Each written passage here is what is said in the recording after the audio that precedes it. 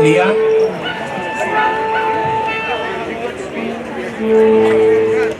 Comencem, doncs, els actes oficials de la Diada Nacional de Catalunya d'aquí de Lliçà d'Amunt. Com ja és habitual, començarem els actes amb la hissada de la senyera. Així doncs, mandaltenes, quan vulgueu.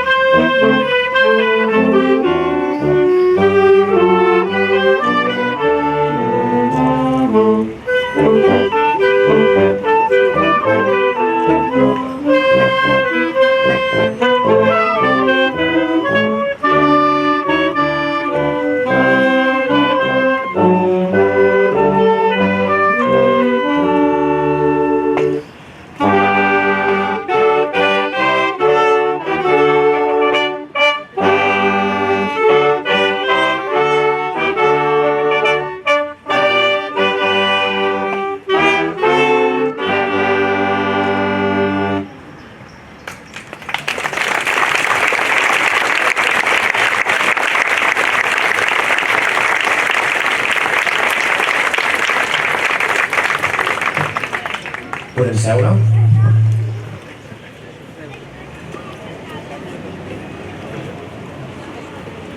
A continuació es farà lectura del manifest de la Diada Nacional, aquest any a càrrec de Llissanenc de l'Any i en el seu nom la Bea Quintana com a presidenta de l'Ateneu L'Aliança.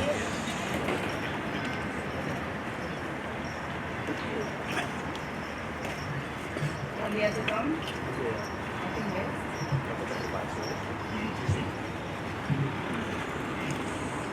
Catalunya, des dels orígens, ha estat sempre una societat plural i democràtica.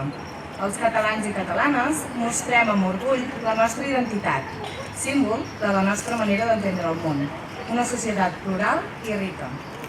La Diada, com la senyera, representa la unió de tots els catalans i catalanes, més enllà de la diversitat i pluralitat que també ens enriqueix com a societat.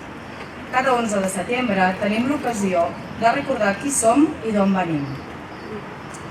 La història ha fet que aquesta festivitat s'hagi convertit en una jornada de reivindicació de diferents drets, de la millora de la nostra societat i d'aspiracions col·lectives.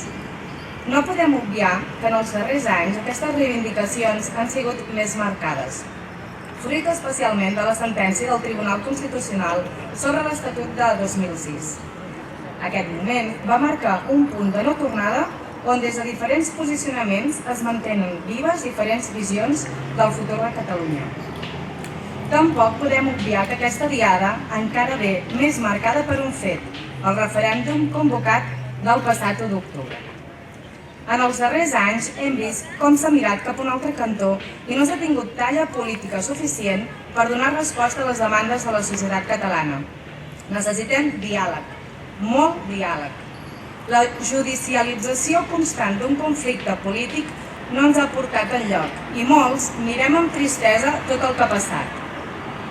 Tampoc podem fer de les lleis un mur infranquejable, o impedir una expressió lliure d'una bona part dels ciutadans. Uns i altres hem de conviure des de la fraternitat i el respecte als altres.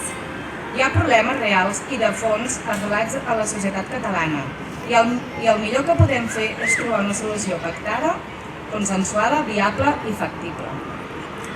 Segons diferents estudis d'opinió dels darrers anys, una consulta sobre el futur de Catalunya és un punt de trobada de la majoria de la ciutadania de Catalunya, encara que amb plantejaments diversos del que es voldria com a resultat final.